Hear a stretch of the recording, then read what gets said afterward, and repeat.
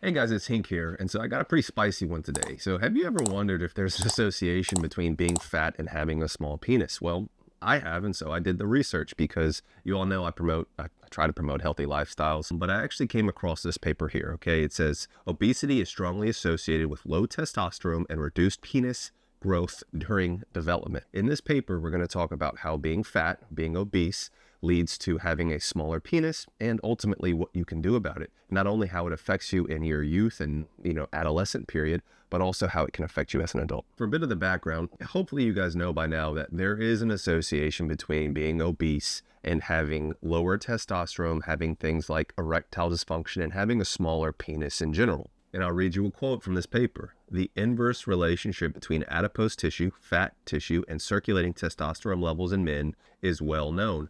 Meaning the higher the fat you have, the lower your testosterone is going to be. And guys, why this is important is especially when we're talking about development, your testosterone is actually what's responsible. Your androgens are what's responsible for actually making your penis grow. And guys, it's very well known that as an adult, obesity levels are tied to things like erectile dysfunction. It can be through several different pathways, guys. I made a whole video about basically testosterone, and you should check it out if you haven't seen it already. One of the ways is excess fat gets essentially converted into estrogen. So the fatter you are, the higher your estrogen levels, and your estrogen to androgen ratio can actually contribute to things like erectile dysfunction. Furthermore, the fatter you are, there's things like peripheral vascular disease, atherosclerosis, arteriosclerosis, basically clotting through fat of your blood vessels, for lack of a better word. I'm sure somebody in the comments, right? You actually, Hink. I'm honored that some of you guys are so yeah, oh, I got him. Oh, he said something a little bit wrong. But guys, there's a whole article about it. If Callie hadn't put it on the screen, he'll put it on the screen now. And so it's not just, hater Hink here. But guys, what they did in this video is they looked at the actual penile length of over 1,100 kids, and they wanted to measure their penile length, and they're associated with testosterone and also testicular size and testicular volume. And they had two different cohorts of kids, your obese or your overweight kids, and then your, normal weight kids, okay? And guys, just for the love of Christ, if you are on this video and you think the term obese is prejudicial or transphobic, or racist, or whatever the F it might be, please get off my channel right now. We're talking about medical definitions, okay? None of that stuff over here. I'm not fat shaming. I'm not trying to make anybody feel bad. We're talking about medical science, okay? So all you fucking snowflakes that can't handle terms, actual medical terms, this is not the channel for you. But back to this paper, guys, what they did was they only measured in the flaccid state, which is a potential flaw of this paper since there is so much fluctuation between penile size, between a shower or a grower. If you haven't seen my video on showers versus growers, check that out. But they did measure bone press. Obviously, that's very important that they measured bone press length in these videos. And they had multiple providers measure different penile lengths. And guys, there's no surprise. Look at some of these graphs here, okay? So here's a graph looking at the actual mean testosterone levels based on the different, basically, puberty stages, with the black lines being the normal weight kids, and then the obese lines being the white bars. And you can see that the black bar is so much bigger than the white bar. I feel like that's perpetuating the BBC myth a little bit. I'm just messing around a little bit, but it was kind of funny. And once again, guys, this directly correlates with penile length. You can see for the same pubertal stage that the black bars represent the normal weight kids. The penile length is significantly bigger than the obese kids bar. And that is accounting for the actual suprapubic fat, or the fat pad. Here in this line graph, you can see that these are the different data points looking at the actual penile length for normal weight versus obese boys. And you can see, without a doubt, the obese penile length is significantly lower across the board than all of the basically normal weight guys. And guys, I'm kind of beating a dead horse here, but here's another graph looking at penile length and testosterone and how that correlates, and it's the difference between your normal weight kids versus your obese kids. And guys, this last graph we're going to look at is actually looking at the testosterone levels on the y-axis and then the BMI, or the body mass index, on the x-axis. And some of you guys are going to be in the comments, well, body mass index is not necessarily appropriate because what if you just have a lot of muscle, your BMI?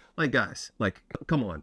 For the most part, if you have a BMI of 30, it's because you're fat as hell, okay? It's not because you are just a jacked, chiseled, roided out dude, okay? I get it, guys, but just look at the data. And so here are some important quotes, guys, that I'm going to paraphrase some and read some. We can therefore hypothesize that reduced testosterone in obese kids affected penis growth during all stages of pubertal development. Mogri et al. Previously found that total testosterone concentrations were 50% lower in adolescent obese boys. Guys, like, this is a big deal. So if you are obese in a childhood, you will permanently stunt your penile growth into adulthood. We're going to get back to what we can do about it. Interestingly, using this new method of essentially measuring the bone-pressed flaccid length, obese boys have a reduced lengthening of the penis as compared to normal weight boys at all stages of pubertal development. What are my takeaways? Well, number one, you can say what you want about like obesity. You cannot be healthy at any size, okay? And honestly, I would argue that even if you are one of those muscle-clad dudes that BMI is 30 because they have a lot of muscle, that's a lot of work for your body to do, okay? So I would argue that that's still not necessarily a healthy weight. This is kind of a controversial statement, but if I was a little fat kid and somebody told me, and I'm not talking about like 9 years old, but I'm talking about like, teen, preteen, and somebody was like, dude, your dick is going to be significantly smaller because you are fat right now, I would start working out and get on a treadmill. Now, guys, this is so multifactorial, okay? I get it. For example, there's an association between poverty levels and obesity because the cheaper the food, typically the worse for you it is. And so it's multifactorial. I'm not saying there's not reasons for it, but all I'm saying is that the data clearly shows if you're an obese kid, you're going to have a smaller penis. And so that might be something to bring up in health class. Like, hey, and just so you guys know, the fatter you are as a kid, the smaller your penis is going to be as an adult. And so guys, like, why does this matter? Because, hopefully everybody watching this video is an adult watching this, is that so if you were fat as a kid, your penis is going to be smaller than honestly it should be. Like, that's just a medical fact, guys. Like, what do you want me to tell you? Now, do you potentially have some gains in the tank? Probably not, guys. If you actually look at the literature looking at basically micro penis, even like adults with a micro penis that try to do things like DHT treatment or androgen treatment to try to correct that as an adult after puberty, it is not nearly as effective due to the fact of the androgen receptors. Now, this is my hypothesis, is that I do think if anybody were to have some gains in the tank and might respond to something like DHT, it would be somebody that has essentially a stunted dick during puberty because their androgen levels were lower than they should be. Now, that being said, they were still exposed to androgen, so it's not like they have a 5-alpha reductase deficiency and can't create DHT and therefore get exposed to it as an adult and still have, the ability to actually gain penis, but that's another video for another day. But my point is that number one, if you're concerned about this, talk to your doctor, okay? If you are going to try something like DHT, number one, you guys hopefully by now have seen my video about which is more effective, DHT or testosterone in making your penis bigger. Spoiler alert, it's DHT. So you should use a DHT cream because it's going to be more effective. And also, if you're going to choose that route, you should supplement with growth hormone or a growth hormone secretagogue or something like that after talking to your doctor, because the growth hormone actually helps with keeping your androgen receptors fresh or stable. It keeps them from kind of shorting out so you can potentially potentiate your gains for longer. Now, guys, this is theoretical. I don't think anybody's using DHT as an adult with essentially a normal puberty, regardless of how many androgens you were exposed to, and gonna go from like a below average hog to a, corn star sized hog.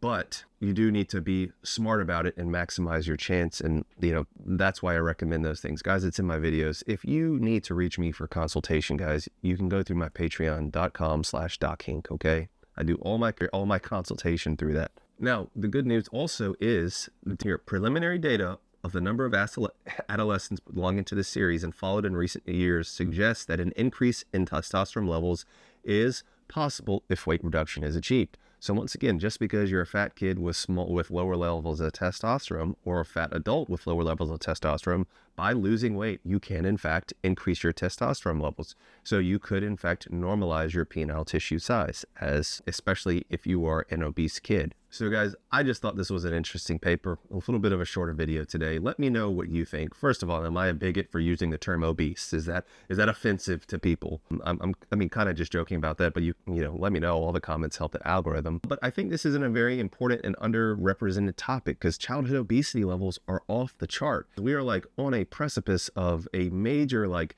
penile size health clinic of like an entire generation after generation of these obese kids that, I'm not saying it's their fault, I'm just saying that are going to have even smaller penises than normal because of the lack of testosterone exposure. There's a whole gambit of potential side effects that we didn't even talk about with, decreased testosterone exposure levels, as an adolescent. And, does that potentially impact other things, which I'm just going to leave it there because I've already made enough controversial statements for today. Anyways, guys, let me know what you think. I appreciate you watching. If you're still watching, I would really appreciate a thumbs up. Almost at 25K, guys. Anything helps to get me to that 25K level. I would really appreciate a subscription. But guys, remember, you are enough just as you are, and there's nothing wrong with self-improvement. I know that was a little backwards today, but I love you guys. I appreciate you guys. All right, peace and love. And guys, if you're still watching, of course, you want to learn how to get bigger from me. I have my enlargement course online. You already know OBO Hink is in the building, okay? I don't care what any of y'all Kendrick stands out there say. Drake won that beef. The end. Final. You're not changing my mind. I'm just kidding. I don't care that much, but